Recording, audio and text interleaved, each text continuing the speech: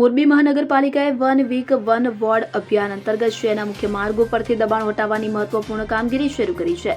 મહારાણા પ્રતાપ સર્કલથી માળિયા ફાટક અને ત્રાજપર ચોકડી સુધીના વિસ્તારોમાંથી લગભગ 100 જેટલા નાના મોટા કાચા પાકા દબાણો દૂર કરવામાં આવ્યા છે. મહાનગરપાલિકાના કમિશનર સ્વપ્નિલ ખરેના નેતૃત્વમાં હાથ ધરાયેલી આ કામગીરી શહેરના 28 કિલોમીટર લાંબા મુખ્ય માર્ગોને દબાણ મુક્ત કરવાના અભિયાનનો એક ભાગ છે.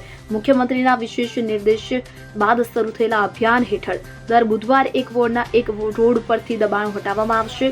આ પગલું શહેરમાં ટ્રાફિકની સમસ્યાને હળવી કરવા અને નાગરિકોની સરળ અવરજવર માટે લેવામાં આવ્યું છે.